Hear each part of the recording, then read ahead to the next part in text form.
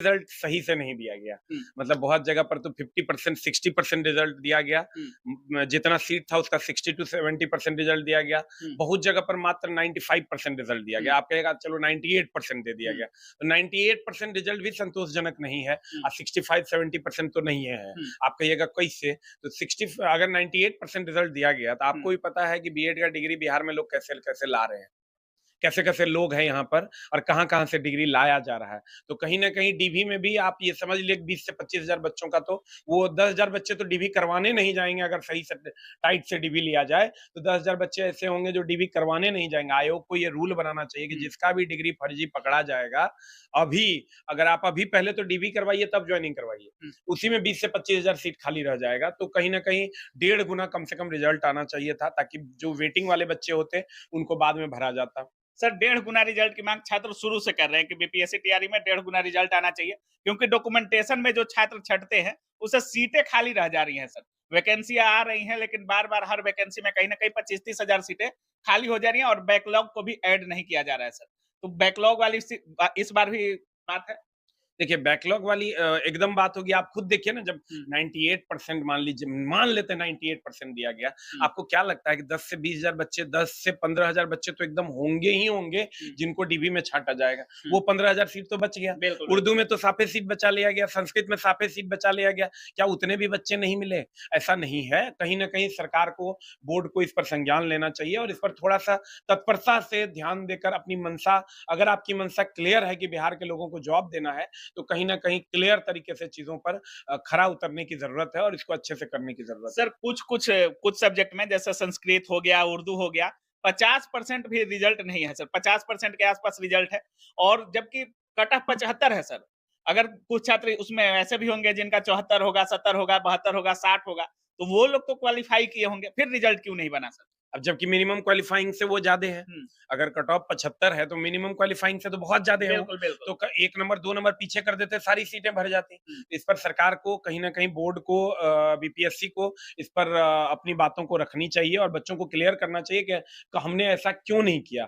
और कहीं ना कहीं 1.5 गुना रिजल्ट अभी भी वेटिंग रख करके बाद में भी अगर आप कंफर्म करते हैं तो बहुत सारे लोगों के घर में मिठाइयां बट जाएंगी। और अगर आप चाहते हैं, बोर्ड चाहती है, सरकार चाहती है कि मिठाइयां बटे बिहार में, बिहार की बेरोजगारी दूर हो, तो बहुत सारे मुद्दे पर ध्यान देने की जरूरत है। और टीआरई 4 जो आप लेने वाले हैं उसमें इन सब चीजों को पहले से क्रिस्टल क्लियर करने की एक जरूरत चीज है। और दिख रहा है इस रिजल्ट में, जैसे एडब्ल्यूएस हो गया या जनरल हो गया या ओबीसी हो गया, 2-4 नंबर का अंतर रहता है। सर मैक्सिमम हो गया तो 3-4 नंबर का रह गया अंतर। लेकिन इसमें कुछ सब्जेक्ट में ऐसा देखा जा रहा है 6 टू 8 में, जैसे जनरल का नंबर 70 पार है, 75 है कट ऑफ जनरल का, लेकिन और ईडब्ल्यूएस का 70 के आसपास, लेकिन ओबीसी का, जो बीसी का कट ऑफ है, वो 45-46 है। सर 20-20, 25-25 नंबर का अंतर देखने को मिल रहा है कैटेगरी वाइज। ये कैसे संभव है? देखिए बहुत जगह बहुत सारी बातें हैं। जैसे आप महिलाओं का देखिएगा, बहुत जगह पर कट ऑफ पुरुषों के समान है।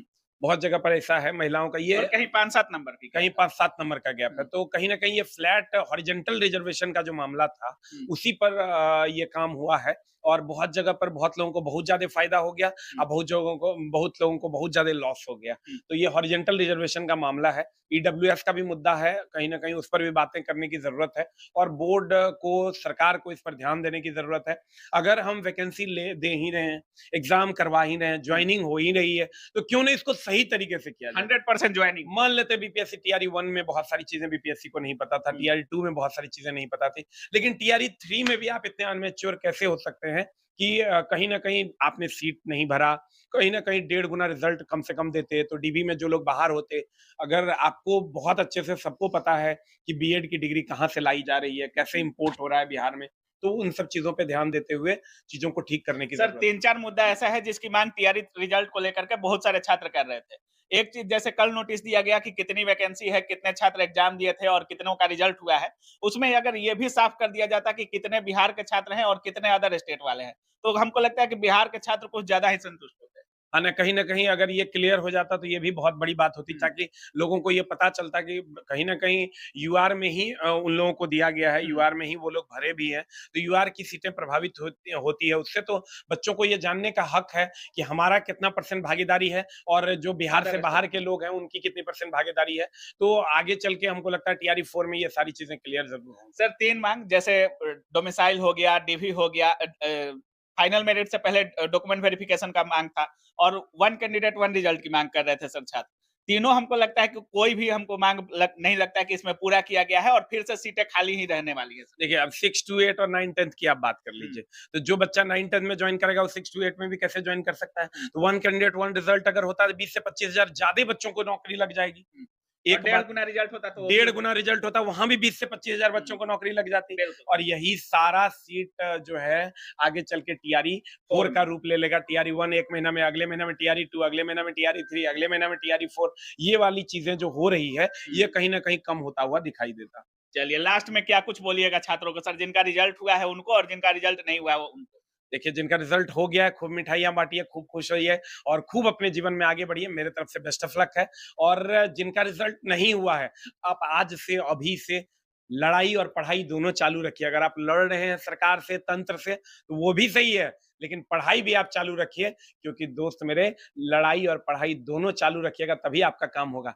खाली लड़ाई चालू रखिएगा तो नहीं होगा। और पढ़ाई आप चालू रखते हैं, टीआरई 4 में कहीं न कहीं एक सीट पक्का करने का आपको मौका मिलेगा। सारी स्थिति आपके सामने है, उसी हिसाब से आप अपने रण क्षेत्र के लिए अपने हथियार तैयार कीजिए और चल पड़िए, उठिए, जागिए और चल पड़िए अपने मंजिल की ओर। चलिए बहुत-बहुत धन्यवाद सर।